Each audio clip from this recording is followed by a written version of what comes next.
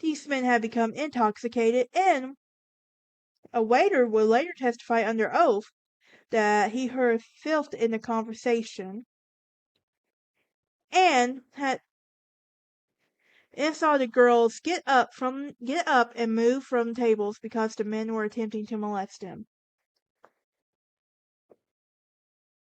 The party was the worst, the wildest, and the rottenest that he had ever seen, and the men's attitudes were very rough. They were running their hands over the girls' body and tried to force liquor down their throats. Ginger Wyatt, an 18-year-old ex-Miss Wichita, begged actor Wallace Berry for help. She told him, "I'm tired of being mauled," and he rushed her from the premises and socked a couple of men in the process. Patricia Douglas had no luck. Spawned by nobody who had presumed there she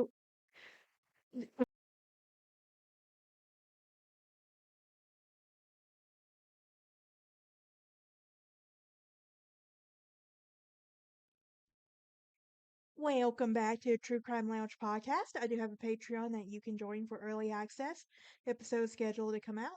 I also have a merch shop for all your true crime gear. And for any updates on my channel or podcast, you can find me on Twitter, Instagram, and Facebook.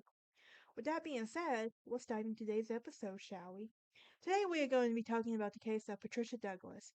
She was a wannabe star, and at the age of 20, she was invited to attend an audition at MGM Studios. This quote audition unquote was a party thrown by Louis B. Mayer of MGM sales execs. Now, this party had been in full swing for 3 days.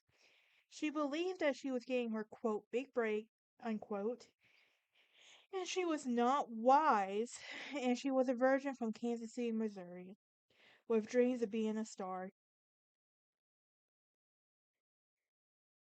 She was not the only girl invited. Overall, there was around 120 young women who were transported in to, quote, entertain, unquote, approximately 300 drunken delegates at a remote ranch.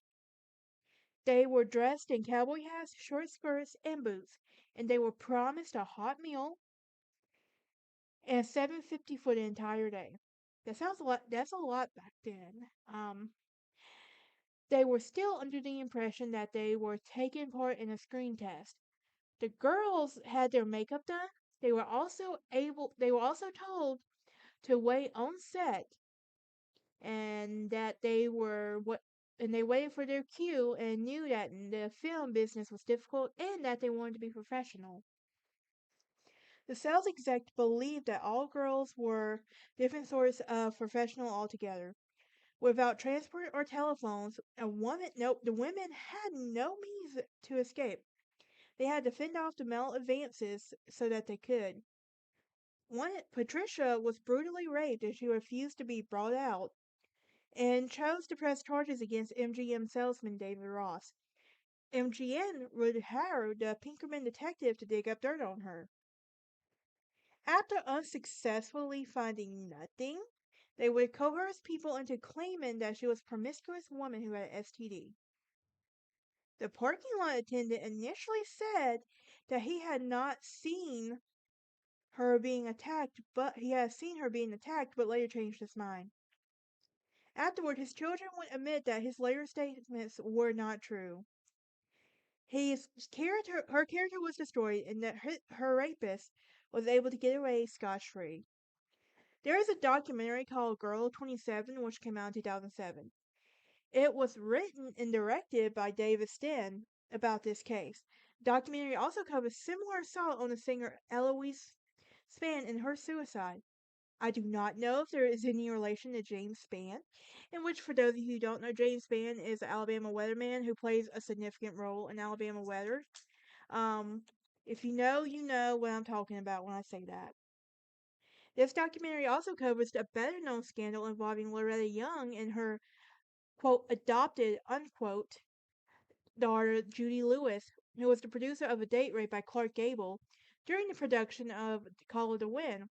Absent from all reference work presumed by participants to be buried forever, the Patricia Douglas case is possibly the biggest, best suppressed scandals in Hollywood history.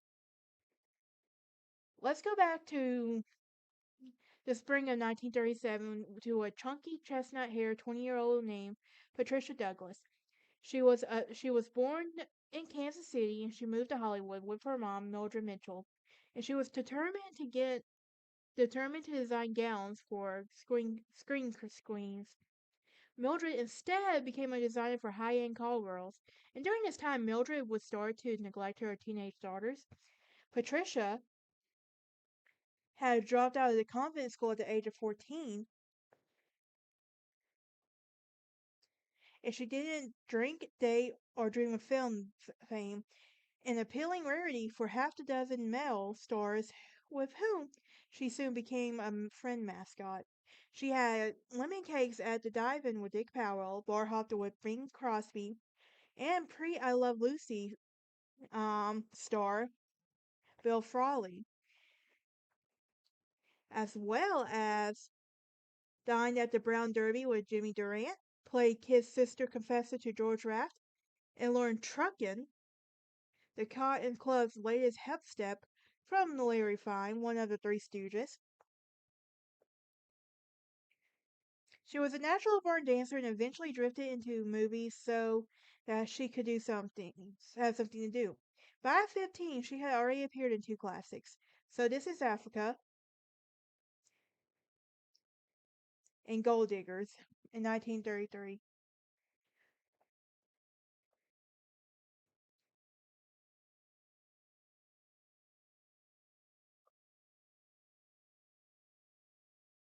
Since she was reported by her mom, Douglas had no need to work. Supported by her mom, she had no need to work. So when a casting call came to her on Sunday, May 2nd, 1937, she was demurred at first, but later agreed to show up. They they never mentioned it was a poor party, and ever, and she wouldn't have gone at all. MGN had so much to celebrate that year. Um, there was the Battle of the Depression, which had already sent rivals Fox, Paramount, and RKO into bankruptcy or receivership. MGM sales execs had devised a radical scheme to reconstruct a film rentals rather than charge exhibitors on a sliding percentage scale of box office receipts, which declined with each booking. The studio would set fees on a per film basis and calculated the first run grosses in 30 key cities. That way, a success in select urban markets could command higher rentals once the films went into release. The new sales formulas relied on the MGMs quickly supplied three all stars blockbusters: San Francisco's um, Libel Lady and The Great Ziegfeld. The combination of Sacco box office and adjusted film rental fees spiked MGM's profits to 14 million.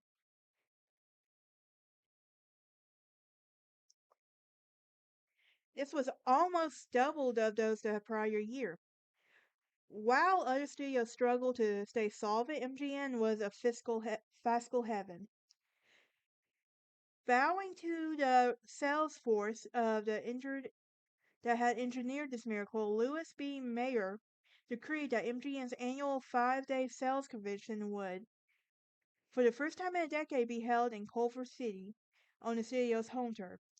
Mayer promised a sales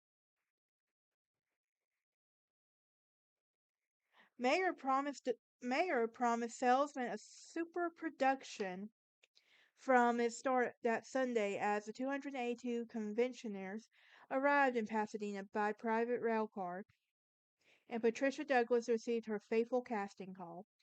A freewheeling and foreboding tone was set. Emboldened by 3 days of binge drinking, detaining delegate groups starlets assigned to pin carnations on their lapels. The Santa Fe One salesman would crack that the Santa Fe is not on the job, and we all go and say that they ran out of scotch that night.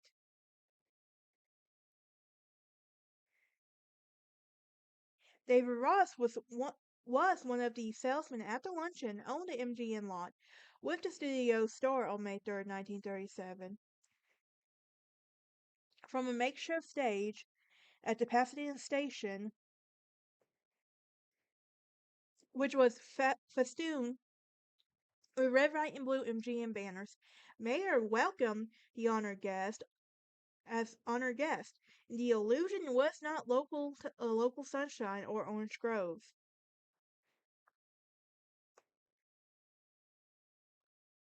That night, there was a dinner at the Ambassador Hotel, and the next day, Monday, motorcycles police escorted the salesman to Culver City. While cigar chomping, bulldog faced MGM's general manager Eddie Mannix, known as a feared as a effing gangster. I'm not saying that word. Sorry. I can't say that word. Not No, I can say it. I'm just not saying it on screen. Um anyway, during one of the tantrums he broke his wife's back and had an ex-mistress, actress Mary Nolan, who endured 15 abdominal surgeries after his beating, presented Mayer with a key to a ceremonial open to the main gate to the 117-acre lot. As a band marching band played The Gang's All Here, and 4,000 MGM family members hurled confetti-dazzled delegates paraded through the world's greatest film studio to a swank luncheon of some of Hollywood's biggest stars, including Clark Gable, Jean Harlow, Joan Crawford, Norma Shearer, Charles Worrell, um, Rosalind Russell, and Sophie Tucker. To a bunch of starstruck Babbitts, hobnocking with the Hollywood royalty was once in a lifetime thrill, and MGM understood the effect it would have on them.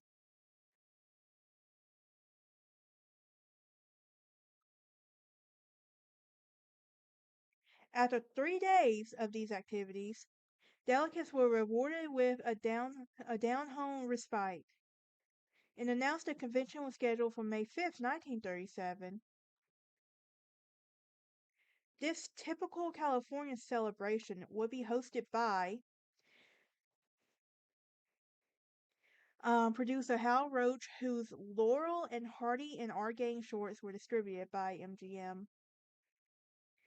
After 4 p.m. that day, 120 young female dancers, plus several girls who were answered to a small classified ad for MGM party hostess, reported to the Hal Roach Studios on Washington Boulevard in Culver City, just up the road from MGM, summoned by the casting assistant Vincent Corneff. These fetching unknowns with marquee-friendly names: Teddy Blue, Donna Knox, Iris Gay, Mary Morton, were outfitted in felt cowboy hats, belted bolero jackets, leather-studded cuffs, short studette skirts, and black boots. If the results seemed less Annie Oakley than Gypsy Rose Lee, to hungry hopefuls that was beside the point. Here was not only their best shot at stardom, but also a hot meal and $7.50 per day. After applying the thick camera makeup, the girls were bused to Rancho Huachero, a remote eucalyptus lime studio production several miles away. Herded into a large banquet hall, they were ordered to sit at the tables and wait. 2 hours later, um, 2 hours passed, but Patricia Douglas stayed patient, and she was possessed by her savvier nature, and she might have had noted a disturbing detail, though an orchestra in the bar were a bit assembled. This quote location set unquote lacked any sign of crew lights or cameras. At 7 o'clock, Mayor Mannix and Roach assorted the MGM bagwigs with male stars, and almost 300 reps of the conventioneers appeared in the ranch.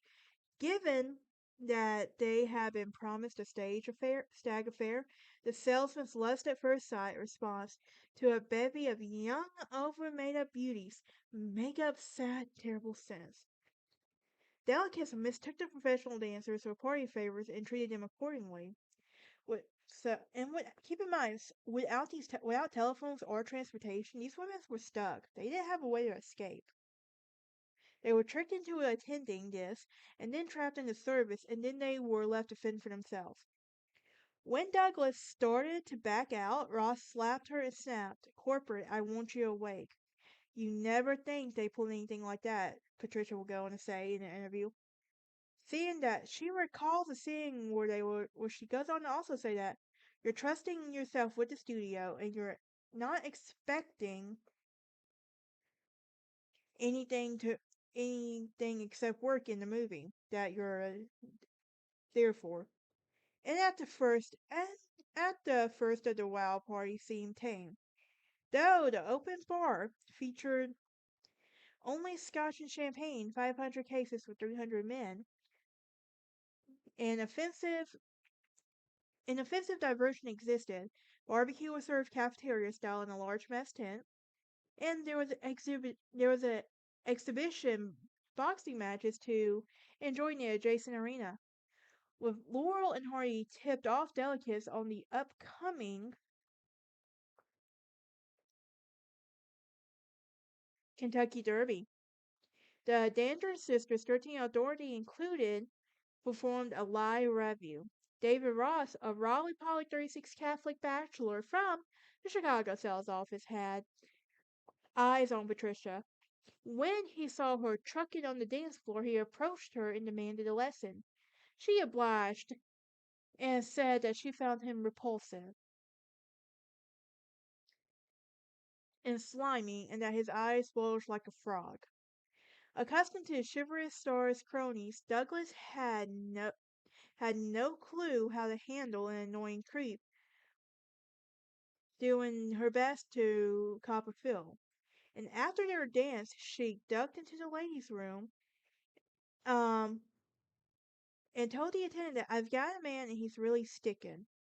By 10 p.m., the party venture had vanished. These men had become intoxicated, and a waiter would later testify under oath that he heard filth in the conversation and had and saw the girls get up and move from tables because the men were attempting to molest them. The party was the worst, the wildest, and the rottenest that he had ever seen. And the men's attitudes were very rough. They were running their hands over the girls' body and tried to force liquor down their throats. Ginger Wyatt, an 18-year-old ex-Miss Wichita, begged to actor Wallace Berry for help. She told him, "I'm tired of being mauled," and he rushed her from the premises and socked a couple of men in the process. Patricia Douglas had no luck. Spawned by nobody who had presumed she was there for his pleasure, David Ross decided to retaliate. He and the other men held her down, her eyes shutting, one pinched her nose, and had her open her mouth to breathe. Then they poured a glassful of scotch and champagne down her throat, and she fought. But they thought it was funny, and she could remember a lot of laughter. As soon as the tormentors released her, she fled to the washroom and threw up. Still woozy, she would step outside from the banquet to get some air. Before her lay a freshly tilled field, covered in the Studio 4 sedans. From behind, a hand clamped over her mouth, and it was David Ross. He told her, "Make a sound and you'll never breathe again." He then drugged her to a parked car, pinned her onto the back seat, and told her, "I'm gonna destroy you." With that, Douglas blacked out, and he slapped her with the back of his hand and snapped, Cooperate, I want you awake." At approximately 11:30, almost 7 hours after the dancers' arrival of the ranch, parking attendant Clement South had heard screams and saw Douglas staggering around. "My God," she moaned, her eyes were swollen shut. "And isn't anything sacred around here?" As Soft approached, she saw how David ran away.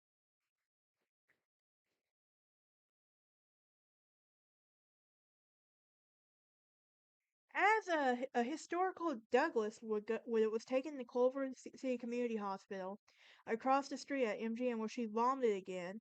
And since childbirth, Douglas says that she had not undressed around anyone, not even her mom. Intensely modest, and she has now suffered more torture. They examine more torture. Dr. Edward Lindquist, who treated Douglas, co-owned the hospital, and his practice was largely dependent on MGM. He gave her a botched exam and claimed that while he could not prove his point, he believed that there had been no intercourse. Douglas was driven home in a studio car, despite the presence at the wild party of 11 officers from four different police departments: California, Los Angeles, Culver City, MGM. One of whom, Culver City motorcycle cop Tom Leslie, accompanied Douglas to the hospital. No crime scene report was ever filed. Douglas was in a state of collapse for 14 hours. When she awoke, she recalls, I was so sore down there and my was swollen that she did not think to seek medical and she would have been too embarrassed. She says would have seen her naked. Delegates mistook the professional dancers for party favors and treated them accordingly. 2 days later, she returned to Roche Studios and they started to offer her hush money. She did not accept the hush money. Instead of receiving sympathy and compassion, they would hand her $7.50 just like everyone else, as if her nightmare was a bona fide movie call. Another victim might have exploited the cover up for advancement, demanding hush money as an ironclad contract. Douglas had no desire for that. She said that I wasn't trying to get anything. I just wanted somebody to believe me. She had heard nothing from MGM, and her rapist returned to Chicago scot-free. Douglas' anger led her to a momentous decision. Chaperoned by her mortified mother, she appeared in the LA County's DA's office to swear to a complaint against David Ross. Since Douglas was still a minor, Mildred Mitchell signed the document as a court-appointed guardian. In the era that branded rape victims as damaged goods, the Douglas complaint was unique and historic. No woman had ever dared to link a sexual assault to Hollywood film studios, especially MGM. Even if a victim were to win in court, the stigma would wreck their career. Patricia Douglas was undaunted.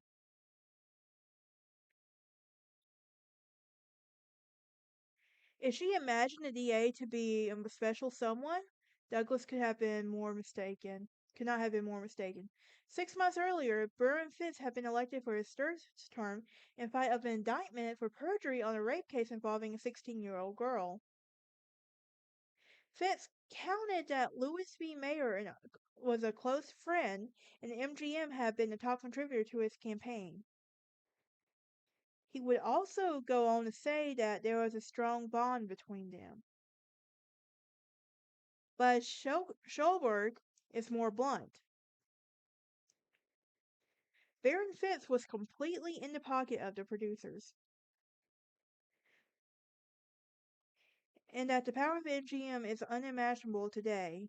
They owned everyone, the DA and the LAPD. They ran this place. Patricia Douglas trusted the system and waited. Weeks passed without any word from Fitz. Most women would have given up. But Douglas was quickly proven to be unlike most women. She sought advice from a mob-connected acquaintance who contacted attorney William J. F. Brown. Described by his son Kelly as a larger-than-life character, the Johnny Cochran of his day, Brown wore a double-breasted suit, drove custom Packers, and indulged in a controversial but effective courtroom tactics. When his ex-wife shot her ex-husband 4 times, Brown impassioned appeal saved her from the gallows. He always went for the underdog and took cases that no one would touch. In offering to represent Douglas pro bono, Brown fired off as an ultimatum to Fisk. Either the DA's office would investigate the client's complaint, or she would share it with the press. Fisk dismissed the threat as a bluff, but once again, he was underestimating Patricia Douglas. The case would make a headline in the LA Examiner on June 4th, 1937. Douglas' sensational story pushed ahead of the accounts of the Duke of Windsor and Wallace Simpson's wedding and Jean Harlow's mortal illness, since, quote, rape, unquote, was still ruled a four-letter word. Reporters had no resort to prudish euphemisms. Douglas out, had been attacked, outraged, and ravished at an studio orgy. An anonymous son of MGM clout. The studio went unnamed in the studio newspapers, which published not only Douglas's name, but the photo of her home address as well. The unidentified studio released a brief statement saying, "We have read the astonishment of the alleged charges of the girl. It is difficult to make any real comment to a situation as which appears to be impossible, as which they know nothing. Conveniently, they know nothing." Behind the gates, MGM went into panic, except for Paul Byrne's bizarre suicide 2 months after his 1932 wedding to Jean Harlow. The revered producer and has stood nude before a full-length mirror and put a 38 to his temple. The studio had managed to steer clear of the scandal, but now a nobody that MGM had at her mercy, even if her rape charge could be refuted, Douglas' disclosure of a stag affair costing $35,000 would be free-flowing liquor to teenage girls that would not only horrify the stockholders, the corporate parent of MGM, but they would also tarnish both the studio's squeaky clean image and the moral sanctity of Louis V. Mayer himself. So before a blame the victim smear campaign unparalleled in Hollywood to this day, operatives of the Pinkerton Detective Agency, the nation's oldest and largest security service company, was deployed to track down anything they could find on her. And in studio interviews, the 19-year-old Virginia Lee assured reporters that the alleged orgy was actually a jolly affair with such good, clean fun. Grace Downs, a bottle blonde from Pittsburgh, portrayed Douglas as an unrefined lush who had swiggered scotch from a quart bottle all night. Sugar Geese, a 27-year-old Corrine, whose stage mother socialized with Baron Fisk, described her as prior sighting of Douglas, who passed out in Snickerdoodle Hotel bar. Anyone who knew her would say that she didn't drink, counters Douglas. And since when is getting raped a good, clean fun? Rape is not a good thing, clean fun, no matter what. And the fact that Hollywood and MGM tried to cover this up is sick right here. So Pinkerton's detective also shadowed Douglas in order to dig up dirt. Douglas must have attempted to proposition men. Many of them have turned her down, but would testify to solicitation. When the Pinkerman returned with the truth that before the rape had been teetotaling virgin, studio efforts to besmirch her grew desperate, especially with Dr. Wirt Dawkins, a urologist who had previously treated a cyst on her bladder, stood firm and declined the request from Hall Roach himself to re-diagnose her with a genital urinary infection, a discreet term for gonorrhea. Meanwhile, in the face of scandal, Douglas was abandoned by all her celebrity pals.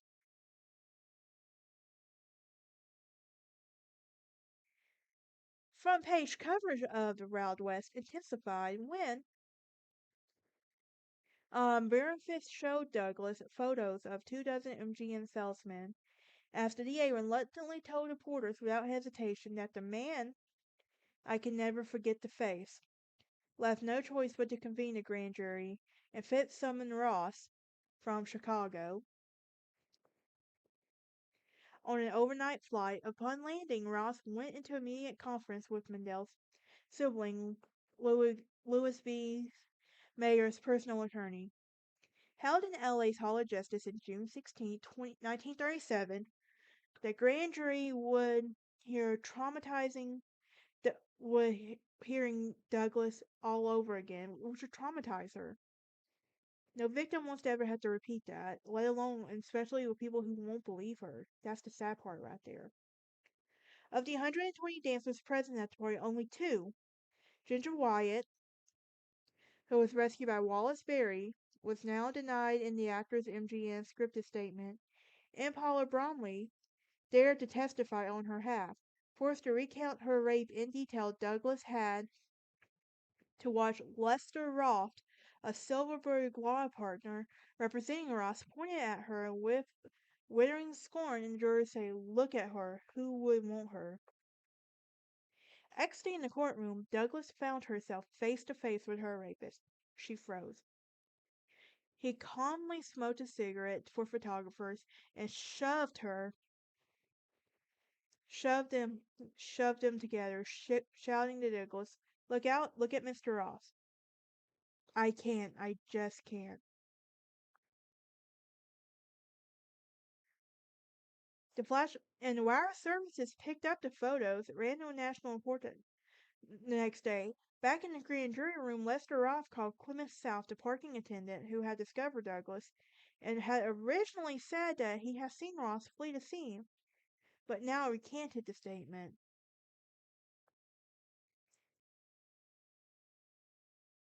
As you would expect, the grand jury did not indict David Ross. Um, Patricia's oppressors considered the case closed, but again they had misjudged her. A month later, with her mom still acting as her guardian, she filed a suit against the LA Superior Court against David Ross, Eddie Mannix, and Hal Roach. Casting assistant Vincent Corneff and John Doe's 1 to 50 for the unlawful conspiracy to defile, debauch, and seduce her and the dancers for the immoral and sensual gratification of male guests. She asked for 500,000 in damages. The salvo made headlines. Although MGM issued a no public statement in the private memos, the studio's lawyers declared Douglas our girlfriend, and they rewarded perjurers with jobs.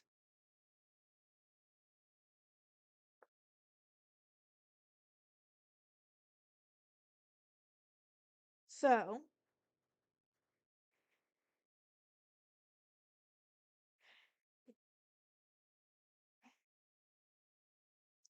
this made the MGM lawyers stall the proceedings, and although David Ross was the main defendant, process servers never contacted him. Finally, on February 9, 1938, Superior Judge Court dismissed the case. Douglas seemed to have exhausted all her options, yet 24 hours later, the, after the judge's dismissals, again with her mother as guardian, filed an identical suit with the U.S. District Court. In an apparent legal first, a female plaintiff made a rape federal case based on the violation of her civil rights. This timing of Douglas' suit was the most unfortunate for Mayer and Mannix. By then, a movie theater attendance of 85 million per week, two-thirds of the entire U.S. population, and MGM's remained first in grosses. Mayer's annual income has soared to 1.2 million, making him the highest paid executive in the U.S. Only 3 weeks earlier, he and Mannix had signed a new 5-year contract with Lowe's Inc. that guaranteed them both a percentage of MGM profits. A federal rape case would jeopardize their jobs, and Patricia Douglas had to stop. The best means to an end was for a press hungry attorney, and here MGM had stroke of luck. Enraged by Burnfist's bungling of the Douglas case, he, he William J.F. Brown had vowed to challenge his nemesis in the next election.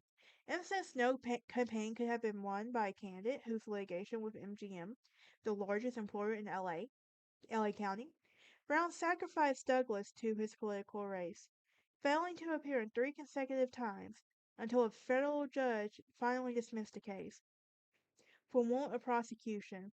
Since counsel for the defendant also skipped each hearing, Brown appears to have illegally apprised MGM of his plan.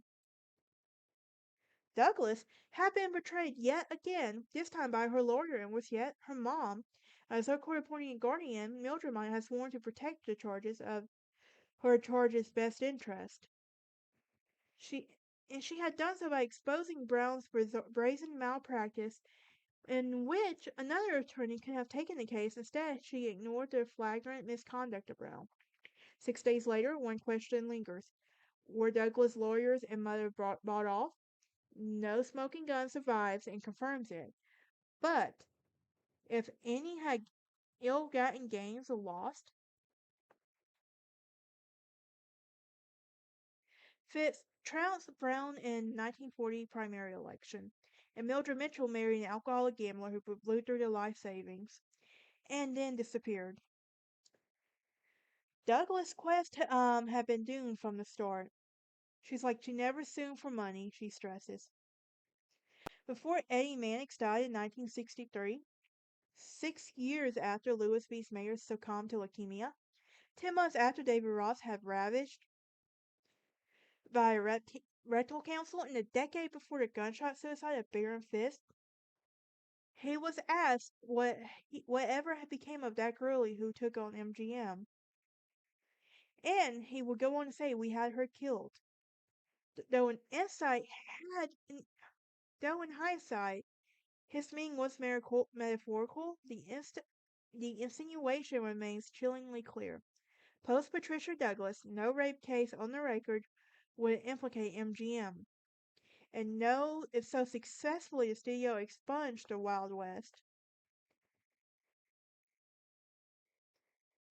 party from history, though it was national news at the time and not a single published source, since not a single public source that could be found on MGM, Mayor Mannix, Hal Roach, or Hollywood mentions that. At the one short reel commemorating the convention, which MGM shelved,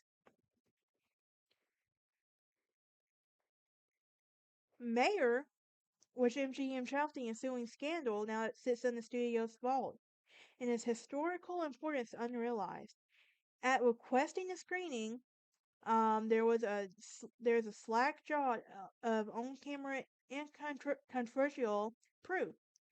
Mayor Starlet's conventioneers consorting with Harlow and Gable, a brazen plug for the Wild West Party, an archivist on duty, and the only useful staff here could have a candid star footage. A similar fate befell Patricia Douglas. A page one story in a legal pioneer in 1937, that girlie would never be heard from again. She would go on to say that it ruined her life, and she is now 86 and a great grandma. She was 86 and a great grandma, and housebound by glaucoma, emphysema, and fear. And it put her in such misery. It took all her confidence in that she had not spoken of her rape since the case was dismissed. Until even not even her family knew about it. That's the sad part right there. But it sucks because it happened to you, but no one wants to believe you. Douglas had agreed to go public again because she realized that this could be her last chance. She would go and say, "When I die, the truth dies with me."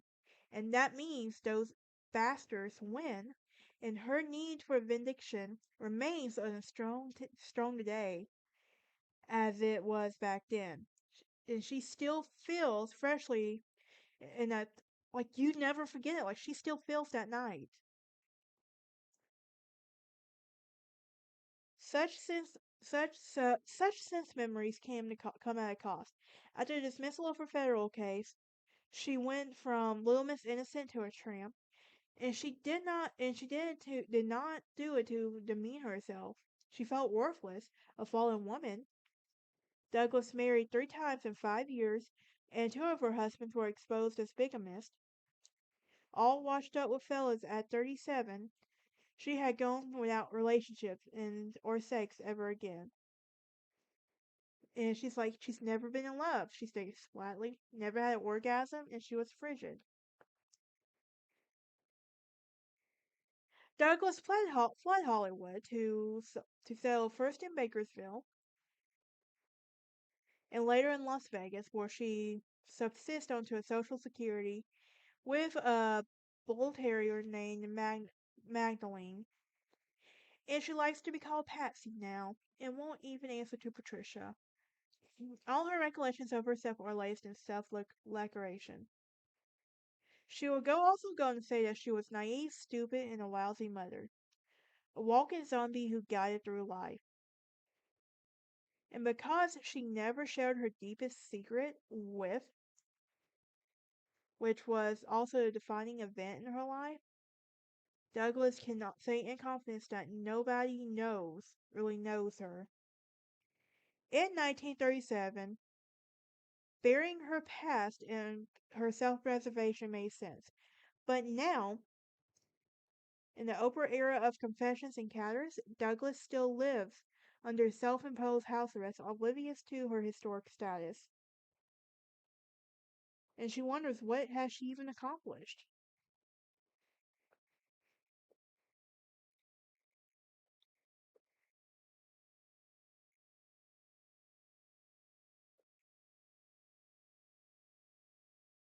The lion raped, but Patricia Douglas was and still is the mouse that wore. Her heroic cry was once queerly silenced for 66 years, and the last word is hers. She got the last laugh at the end of the day.